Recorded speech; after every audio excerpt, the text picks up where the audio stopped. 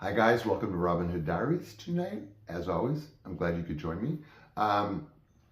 Tonight I previewed Westwood. Okay, there was a little clickbait in there about getting stoned. I'll get to that later. It wasn't all the time. God forbid, I'm the boogeyman from 14 years old. But it was previewed as Westwood, California, which is between Beverly Hills and West LA. So you've got West Los Angeles and then Santa Monica spilling to the shore. Then you've got where Westwood is. Then you're going into Beverly Hills, then West Hollywood, then Hollywood. So Westwood Village was not very big. It was like at the opening of UCLA, the university, if it spilled out into kind of this little village, but like retail village. So I want to take you back to the golden age of 1978, 79, 1980. That kind of like typifies the kind of place that Westwood Village was at the time and through my eyes. Now, Westwood Village in, let's say, we're just going to use 78 to 80 as an example, at its real zenith. Now, it may be some kind of a retail mecca now, but really the real Westwood Village was in and around 70s and 80s. Let's put it that way. And then whatever became, I don't know. I know vaguely what it was before. It's got a long history. Speaking of long histories, it does have a long history of being not only the place for that period of time, but it was famous for quite some time for having Hollywood openings, premieres. And the Fox Theater down there, which I think is the tallest little, old building with the peak, is the Fox Theater, and they've had a lot of old-time screenings there, black and white age. Like Oscar type, red carpet type things in Westwood Village. If you can, first of all, West Hollywood was like nothing. The West Hollywood was like a train tracks compared to everything else. But you got Hollywood, and you got Beverly Hills and West LA and Santa Monica, but you had Westwood Village. Now this was the place at that time for going, like the water tower gathering, but like on a humongous scale.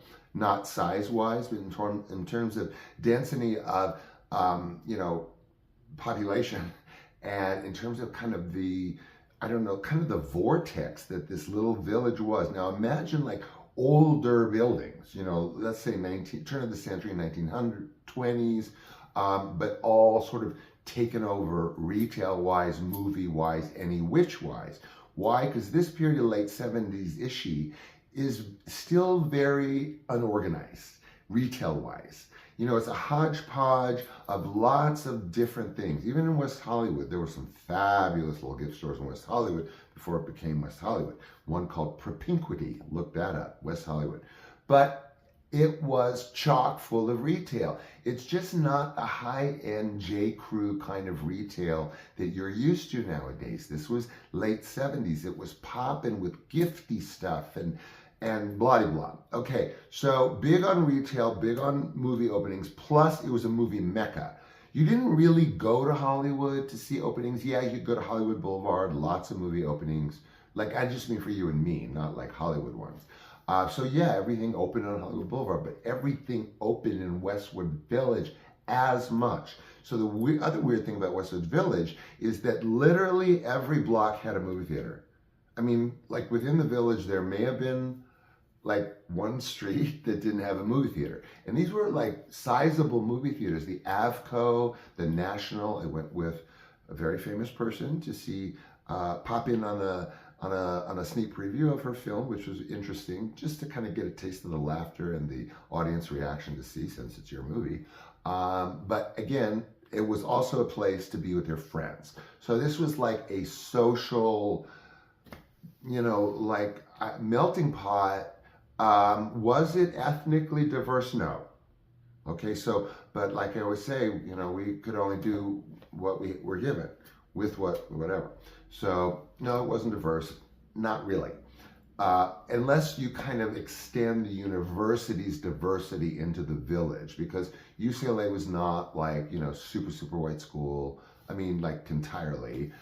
So there was some cultural stuff. There was the interplay of the university being there, university students kind of spilling out their social life into Westwood Village, but not like nowadays where it's like sports bars and like so cliched, like frat housey stuff.